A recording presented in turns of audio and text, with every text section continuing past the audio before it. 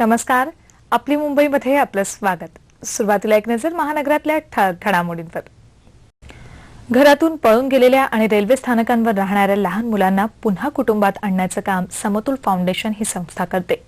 कल्याणमध्ये अशाच 21 मुलांना नुकतंच त्यांच्या पालकांकडे सोपवण्यात आलं. त्यावेळी भारावलेल्या वातावरणात आनंदाला आणि अश्रूंनाही पारापार नव्हता. प्रत्येक आवाजात एक सूर असतो, लय असते आणि वेदनाही. वेदनेनं होरपळलेलाही एक आवाज असतो. कधी कधी त्यात सूरही नसतो ना लयही, पण तरीही तो आवाज थेट काळजाला भिडतो. कारण जीवनातले असंख्य होरपळलेले प्रसंग, त्या वेदना नकळत त्या आवाजात उमटून जातात आणि मग समोरचा फक्त बघत राहतो, डोळ्यातले आसू लपवत, मनात हुंके देत, एकटक शांतपणे अनभिज्ञपणे.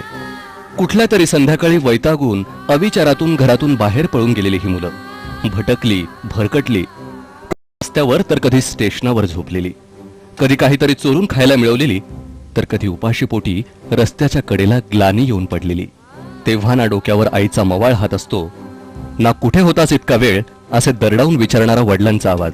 तेव्हा असतो फक्त एकच आवाज, वेदनेनं होरपळलेला, जगाची खरी ओळख दाखवून देणारा. अशा भरकटलेल्यांना एकत्र आणलं ते समतोल फाउंडेशननं आणि समजावलं की सुबह का भूला शाम को वापस आया है. अगदी छोट्या छोट्या कारणांना घरातून निघून आलेले असतात. तर ही मुलं या सगळ्या जीवनचक्रात अडकण्याच्या अगोदर जर आपण त्यांना त्यांच्या परिवाराशी जोडलं तर ते पुन्हा समाजात आदर्श नागरिक म्हणून जगू शकतील किंवा जगत आहेत. हे आमच्या कामाचं यश आहे. ही मुलं आज इथून बाहेर पडतील.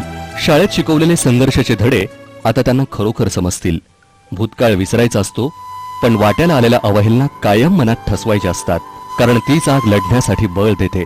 प्रत्येकाला एक आकाश असावं मनासारखं भरारण्यासाठी, प्रत्येकाला एक घरटं असावं संध्याकाळी परतण्यासाठी. आपली मुंबई, कल्याण.